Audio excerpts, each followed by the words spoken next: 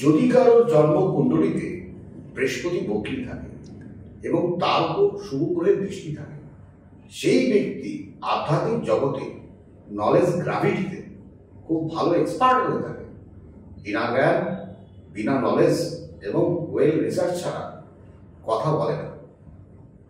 এইরকম ব্যক্তি পিতা, গুরুজনদের এবং পরিবারের প্রতি খুব লয়াল এবং রেসপেক্টফুল হয়ে থাকে।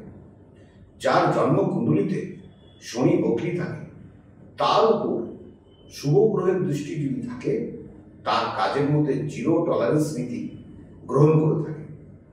কাজের মধ্যে ভুল কখনোই সহ্য করে না, টাইম টেকিং ডিসিশন নিয়ে থাকে, নিজের কাজে এক্সপার্টাইজ রেখে থাকে, যে কোনোভাবে নিজের কাজে ভুল করতে চায় না। যতই সময় লাগুক না কেন, তাড়াহুড়ো করে ডিসিশন নিয়ে নিজের কাজে যাতে খারাপ না হয় সেই দিকে তার নজর থাকে। শনি বক্রী থাকে ব্যক্তির জীবনে কাজের মধ্যে খুব স্লো থাকে, কিন্তু ভালো এক্সপার্ট হতে বক্রী শনি সাহায্য করে।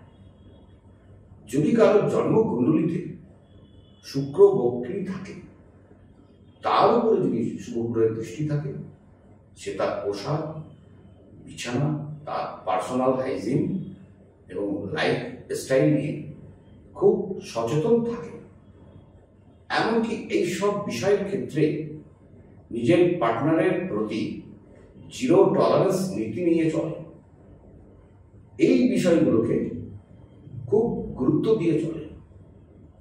যদি কারোর জন্মকুণ্ডলিতে বুধ বক্রী থাকে, বুধের উপর যদি কোনো শুভ গ্রহের দৃষ্টি থাকে, তাহলে তার কথাবার্তা সুমধুর হবে, তার হাতের লেখা খুব সুন্দর হয়ে থাকে, শিল্প কলার প্রতি রুচি এবং দক্ষতা থাকে। যার জন্মকুণ্ডলিতে মঙ্গল যদি বক্রী থাকে, মঙ্গলের উপর যদি কোনো শুভ গ্রহের দৃষ্টি থাকে, সে তার এনার্জিকে অপচয় করে না, একত্রিত করে রাখে। এরা এদের সমকক্ষ এবং গুরুজনদের সাথে খারাপ আচরণ করে না।